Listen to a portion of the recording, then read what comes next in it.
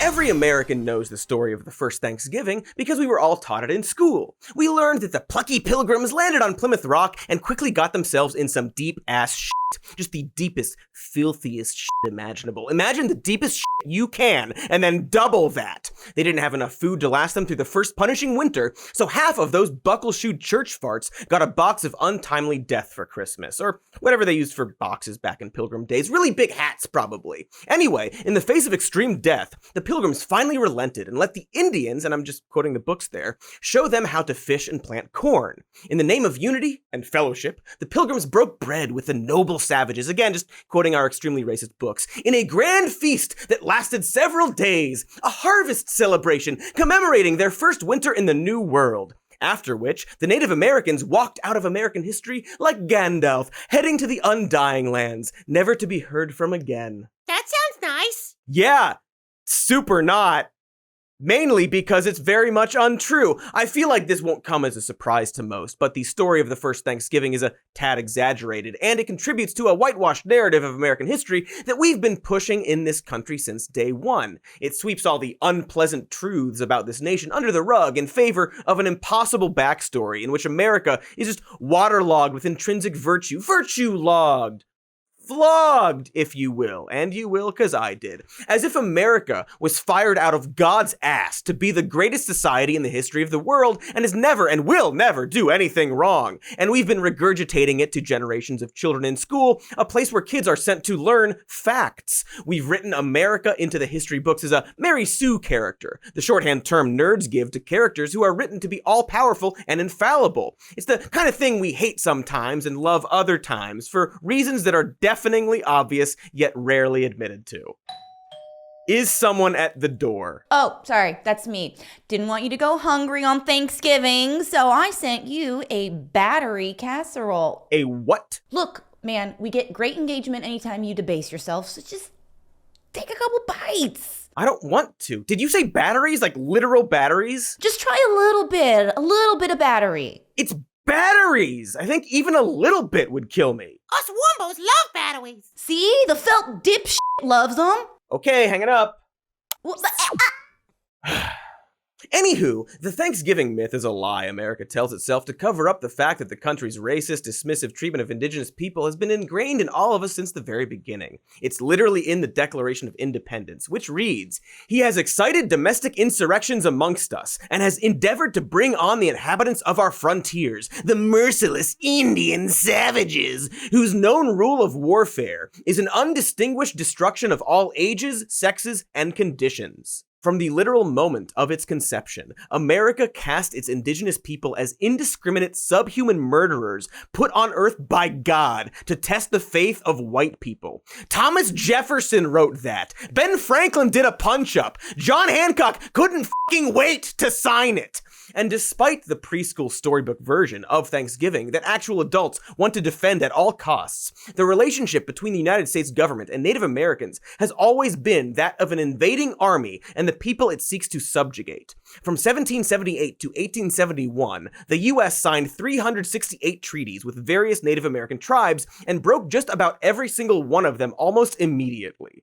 Meanwhile, early white feminists like Alice Fletcher saw an opportunity to use indigenous people to increase their own social standing and advance their political agenda by taking on the responsibility of civilizing Native American tribes, a process that typically entailed separating Native children from their families and sending them to boarding schools, as well as forcing Native women into subordinate roles in patriarchal European society that diminished the standing and respect they had been previously afforded within their tribes. Fletcher, in particular, put a great deal of effort into suppressing the esteem with which women were held in Native American culture, because it simply wouldn't do for people to learn that these savages enjoyed more freedom, equality, and respect than God's chosen white women. And circling back to those schools for a moment, yes, those are in fact the Catholic Church-operated, federally funded boarding schools we're now seeing pop up on the news for the discovery of mass graves. Specifically, the unmarked and mass graves of indigenous children, not just in Canada, but right here in the US of A. we're talking about thousands of kids in just the graves we've found. These mass graves often dug by the other students who described truckloads of bodies left to decay for days. Oh, and if you're confused that we have witnesses, that's because the last boarding school designed for assimilation closed in the 1990s.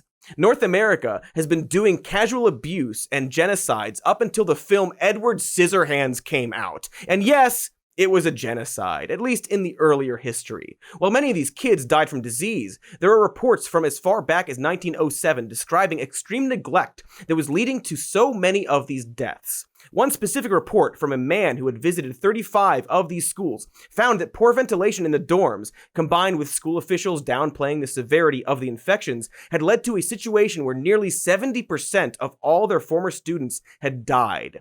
As in, the primary way kids were graduating from these schools was via corpse trucks. I don't even have a joke here. I'm so sorry. Maybe our title monkey has one.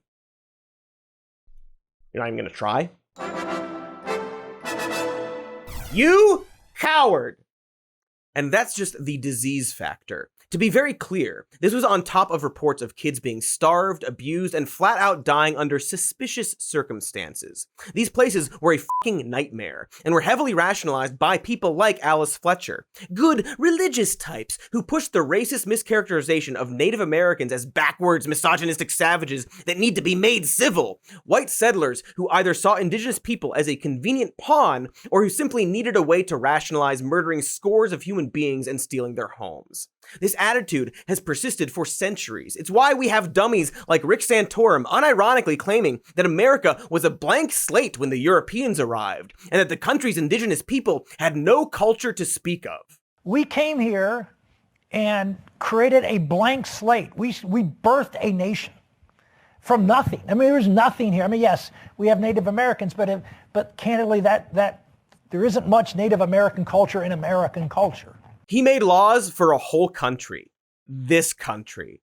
This sort of attitude, acting like we were a gift to the native inhabitants of this country, this rosy version of Thanksgiving, it's no different from the fascist dictatorships that invent hogwash histories around their leaders that we mock and ridicule and hold up as dystopian cautionary examples. And yet we do the same stupid shit, using the same morally and intellectually bankrupt excuse to justify it.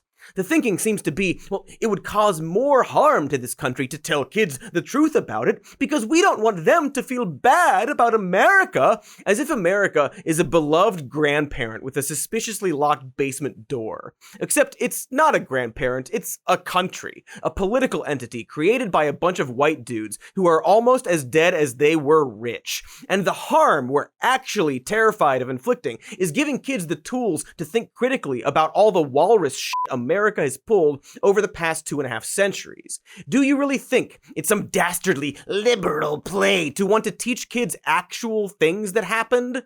We have textbooks currently in circulation that feature an essay question asking kids to either criticize or defend the treatment of Native Americans. To clarify, that treatment consisted of European colonizers and Americans killing tens of millions of Native Americans with wars and disease, and forcing Native communities off their land and into boarding schools that erased their culture and language. There are textbooks that until very recently were widely circulated in schools throughout the country, essentially asking kids whether or not the Native Americans are just a bunch of whiners. Kind of feel like that's not a both sides type of sitch, as most both sides sitches tend to be. Maybe we should be allowed to update that line of thinking, and it shouldn't be an unthinkable act of treason to want to do that. But the opposition to altering any aspect of what children have been taught in schools for the past 100 years is so strong that the GOP successfully built a gubernatorial campaign around it. Conservatives are so absolutely terrified of teaching kids the unpleasant truth about America, a country so mired in racism that we were already 5 James Bond movies deep before interracial marriage was legal. Allow me to hit that point a little harder. Legalized interracial marriage in America is roughly the same age as Paul Rudd. Congratulations, Paul. Way to hustle that dick, my friend. Hey, thanks for watching that clip. Here's the evergreen end plate to ask you to like and subscribe. It's any day of the year where you are.